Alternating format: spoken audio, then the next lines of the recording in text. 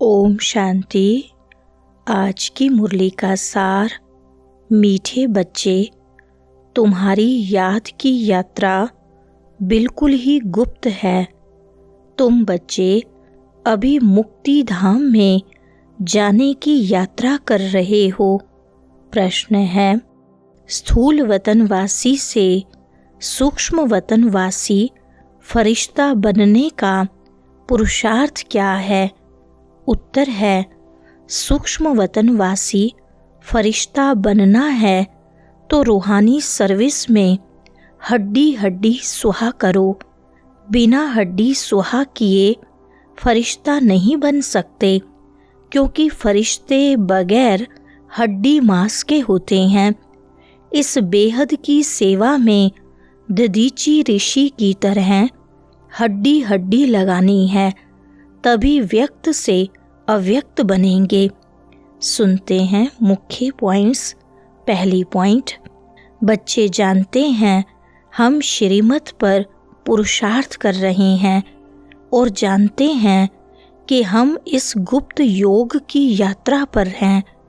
वह यात्रा अपने समय पर पूरी होनी है। मुख्य है ही यह यात्रा, जिसको तुम्हारे सिवाय और कोई भी नहीं जानते हैं। यात्रा पर जाना है जरूर, और ले जाने वाला पंडा भी चाहिए। इसका नाम ही रखा हुआ है पांडव सेना। अब यात्रा पर हैं, स्थूल लड़ाई की कोई बात नहीं है। हर एक बात गुप्त है। यात्रा भी बड़ी गुप्त है। शास्त्रों में भी है। बाप कहते हैं, मुझे याद करो तो मेरे पास आकर पहुँचेंगे। यह यात्रा तो हुई ना। दूसरे पॉइंट, कहते हैं देह सहित देह के संबंधों को भूल जाओ। इनको भी देह है। इनको भी समझाने वाला दूसरा है, जिसको अपनी देह नहीं है। वह बाप है विचित्र। उनको कोई चित्र नहीं है, और तो सबके चित्र हैं। सारी दुनिया चित्रशाला है। विचित्र और चित्र अर्थात जीव और आत्मा का यह मनुष्य स्वरूप बना हुआ है, तो वह बाप है विचित्र। समझाते हैं, मुझे इस चित्र का आधार लेना पड़ता है। बरोबर शास्त्रों में है।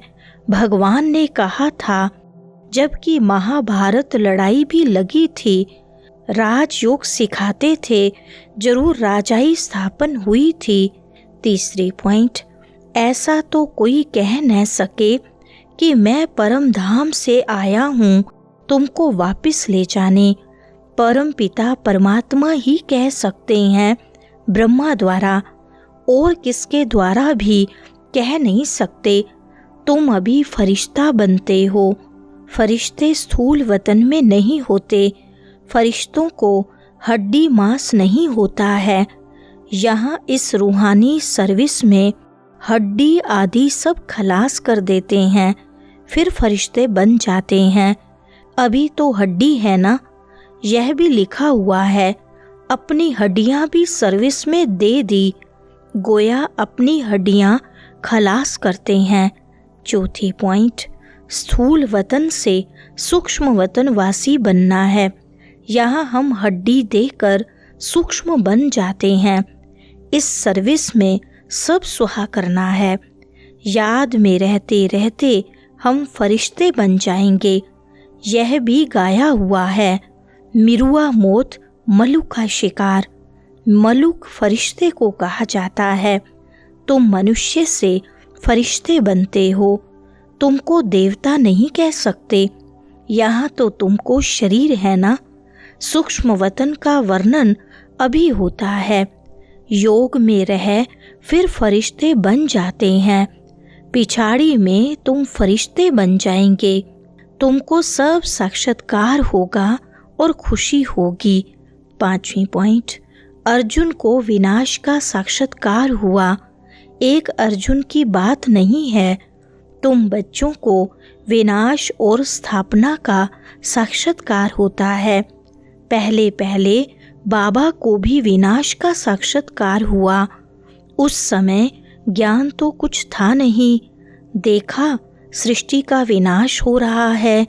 फिर चतुर्भुज का साक्षात्कार हुआ। समझने लगे यह तो अच्छा है, विनाश के बाद हम विश्व के मालिक बनते हैं, तो खुशी आ गई। अभी यह दुनिया नहीं जानती कि विनाश तो अच्छा है ना। छठी पॉइंट, विनाश होगा, बाकी भारत में कौन बचेगा? जो राजयोग सीखते हैं, नॉलेज देते हैं, वही बचेंगे।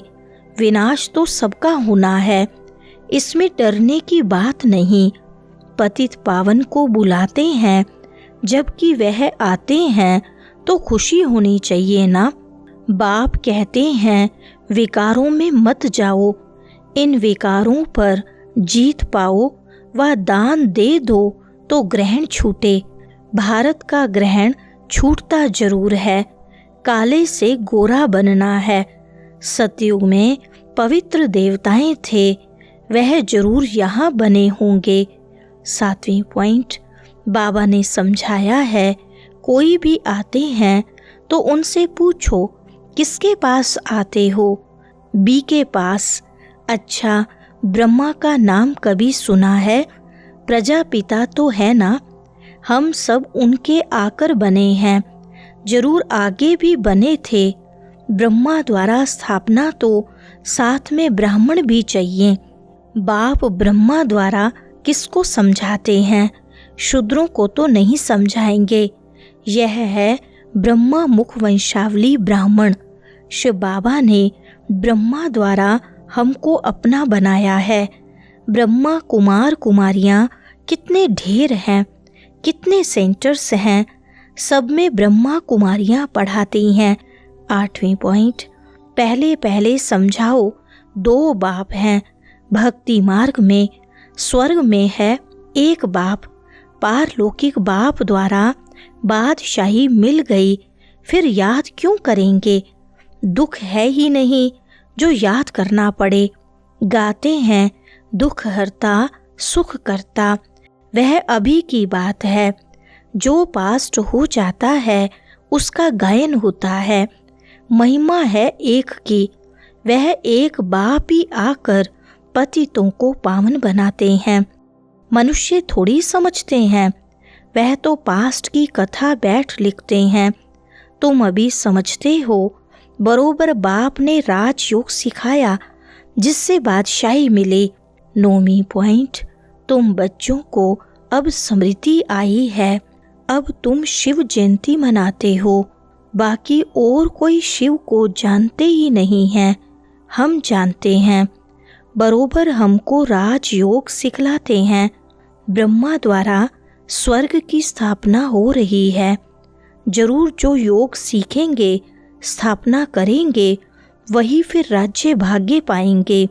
हम कहते हैं बरोबर हम कल्प कल्प बाप से यह राजयोग सीखे हैं।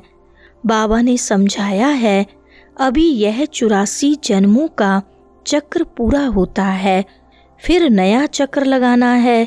भल यह चित्र न हो तो भी तुम समझा सकते हो, यह तो बिल्कुल सहज बात है।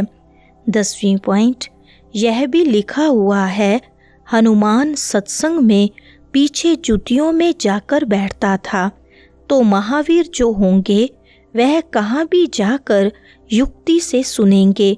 देखें क्या बोलते हैं। तुम ड्रेस बदल कर कहाँ भी जा सकते हो उनका कल्याण करने। बाबा भी गुप्त वेश में तुम्हारा कल्याण कर रहे हैं ना। मंदिरों में कहाँ भी निमंत्रण मिलता है तो जाकर समझाना है। दिन प्रतिदिन तुम होशियार होते जाते हो, सबको बाप का परिचय तो देना ही है, ट्रायल करनी होती है। यह तो गाया हुआ है, पिछाड़ी में सन्यासी राजाएं आदि आए, राजा जनक को सेकंड में जीवन मुक्ति मिली, वह फिर जाकर त्रेता में अनुजनक बना। वरदान है पहली श्रीमत पर विशेष अटेंशन दे, फाउंडेशन को मजबूत बनाने वाले सहज योगी भव। विस्तार है, बाप दादा की नंबर 1 श्रीमत है कि अपने को आत्मा समझकर बाप को याद करो। यदि आत्मा की बजाय अपने को साधारण शरीरधारी समझते हो तो याद टिक नहीं सकती। वैसे भी कोई 2 चीज़ों को जब जोड़ा जाता है तो पहले समान बनाते हैं। ऐसे ही आत्मा समझकर याद करो तो याद सहज हो जाएगी।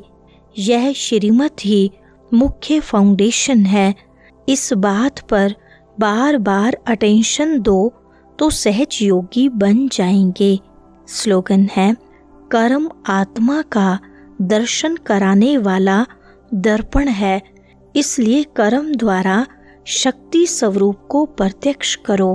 अच्छा, ओम शांति।